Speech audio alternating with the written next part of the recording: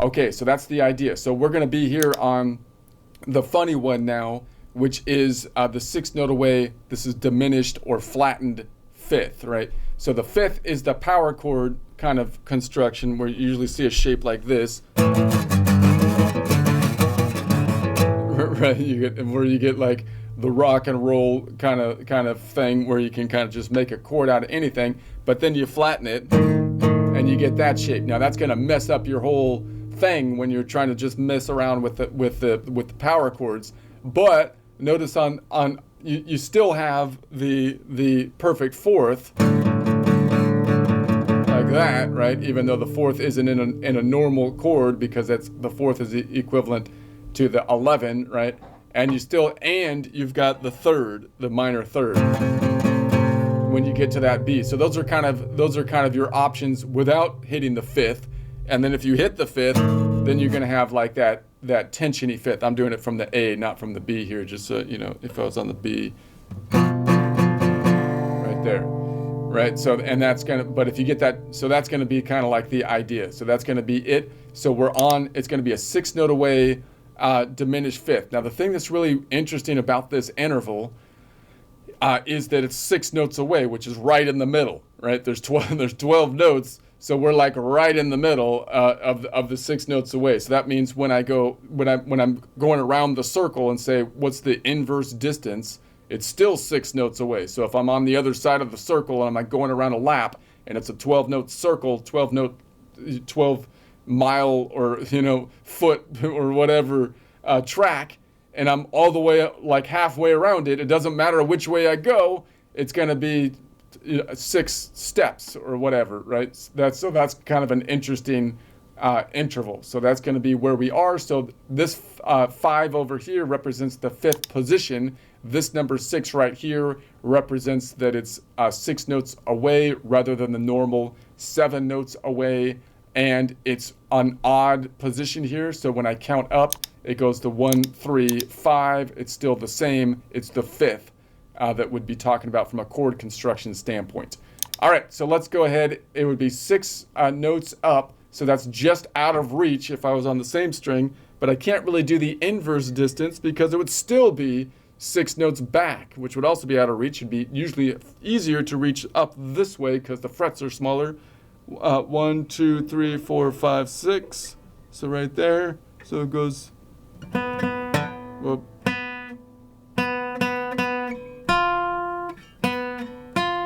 All right. It's kind of a funky sound. So we have it up there on the 10th fret. Let's go above it now. So let's say we go above it.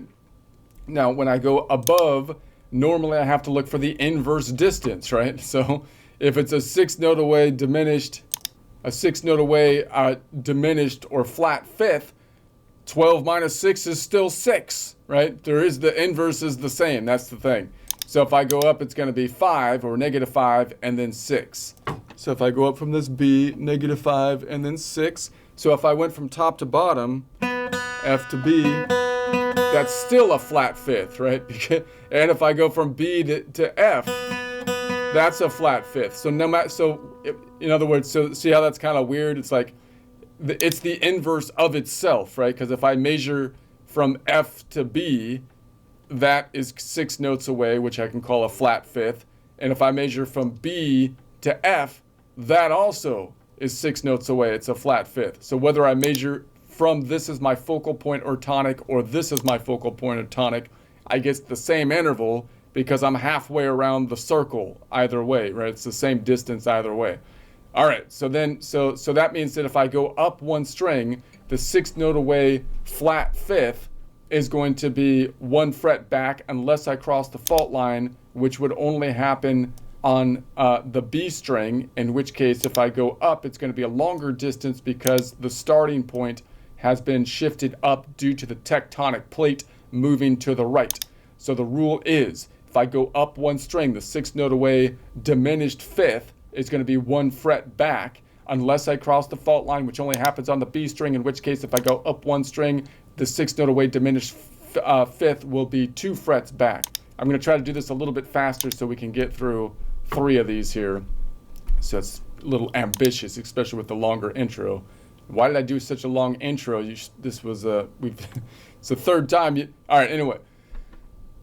Let's go up 2 strings. So if I go up 2 strings, usually I have to look for the inverse distance of, but the inverse distance of 6 note away diminished fifth is 12 minus 6, which is still 6. So it's 6 distance. So it's going to be -5, -10, 10, 9, 8, 7, 6. So let's do that. We're going to go from here, -5, -10, 9, 8, 7, 6. Boom, boom. So top to bottom from the F to the B, 6 note away. Diminished fifth or augmented fourth, if you want to say it that way. Bottom to top. Also 6 note away, diminished fifth. Okay, interesting. So that means that if I go up 2 strings, the 6 note away diminished fifth will be 1, 2, 3, 4 frets up. Now note, it might be useful just to note where it's a flattened fifth. So that means that normally the fifth would be up here, right? It would be, right? So you might say that the fifth that we've looked at a lot has been like out here, because that would be a normal, fifth, which would have a fifth would be a 7 note away, a 7 note away perfect fifth, which would have an inverse distance of 7 minus 12.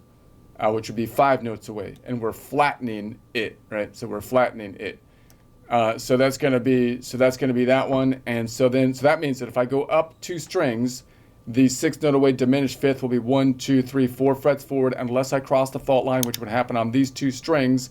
If I was on, for example, this B, and I went up 2 strings, it's going to be a tighter distance because once again, this fault line pushed the starting point up. So that means if I go up 2 strings, the 6 note away diminished fifth will be 1, 2, 3, 4 frets forward unless I cross the fault line, which would happen on the bottom 2 strings, the B and the E string, in which case if I go up 2 strings and cross the fault line, the 6 note away diminished fifth will only be 3 frets forward.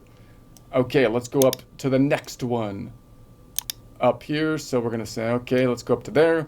So we're going to say if I go up 3 strings, it's going to be 5, -5, -10, -15. 15 minus 12 is 3, and then I'm going to say 3, 4, 5, 6. So we're going to go up. Now remember, if it was not a flat fifth, where would I be? It would be right here. And then we flattened it, moved it back. And so if it was a normal fifth, it would be there. Why? Because it would be a 7 note away perfect fifth, and 12 minus 7 would be 5. So it would be 5, 10, 15, 15 minus 3, 15 minus 12 is 3, 4, 5. That would be the normal place. And then we flattened it back 6, right? So let's count it up this way. This is going to be 5, 10, 15, 15 minus 12 is 3, 4, 5, 3, 4, 5, 6. There we go.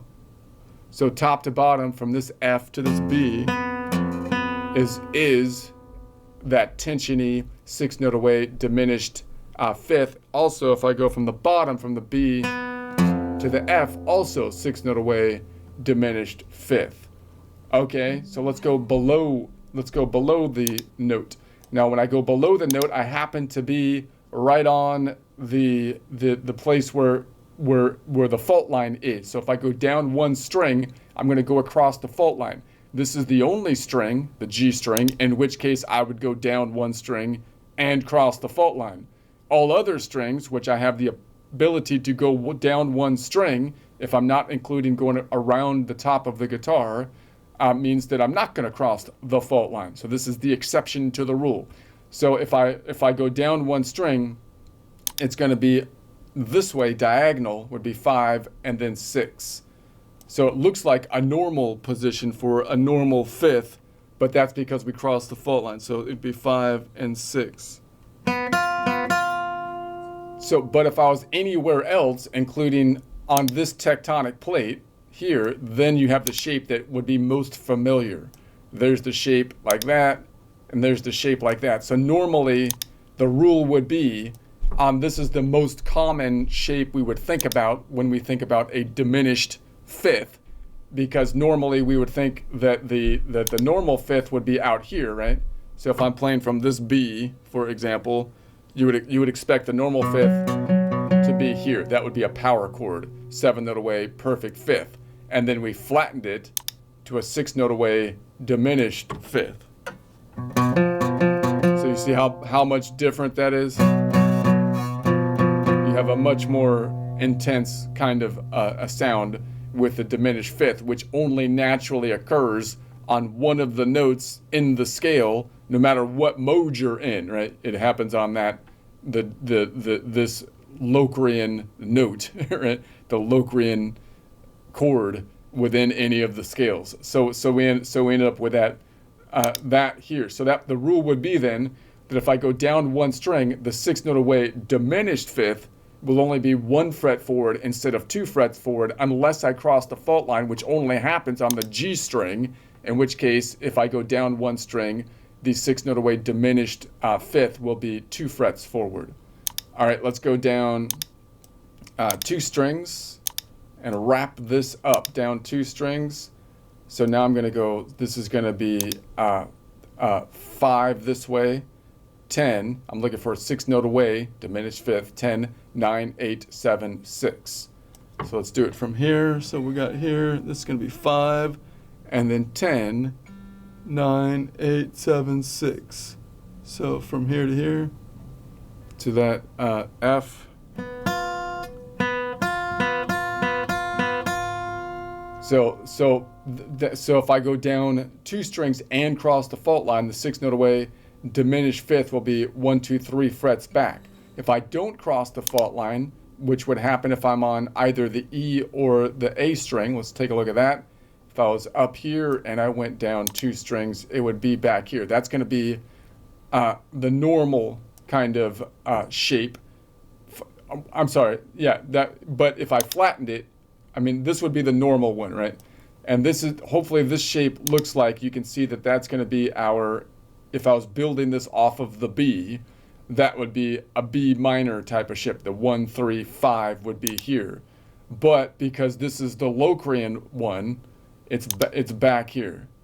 So that's going to be, so you get this really spread out type of shape if you're doing the 1, 3, 5 normally up here.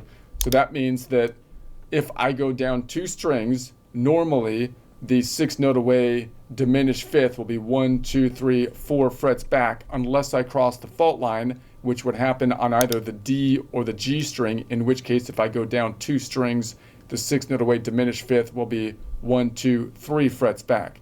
Normally normally the fifth would be here, right? So if this was a normal B minor, that would be your shape. It would be here, the 1, 3, 5. But because it's the Locrian, we're building off the Locrian, the 5 gets flattened. So notice that if you're trying to play something normal that's not going to sound totally tensiony, and you hit that B, you could play the 1 and the 3, right? Or the 1 and the 3 this way, up here, and not include the flat 5, and you'd still be okay. Or you can play the 1, the B, and the perfect fourth instead of the perfect fifth, ignoring the crazy note.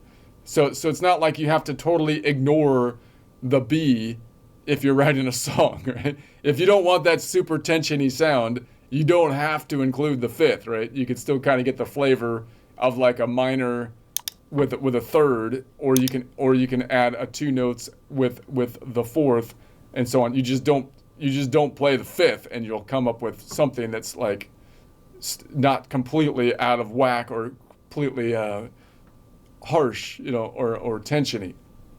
Okay, so then that's going to be that one. So next we'll go to the minor 6, which is back to kind of more of a normal interval, although again we're on a new string, so we've revealed a new string up top, so we have something new happening there.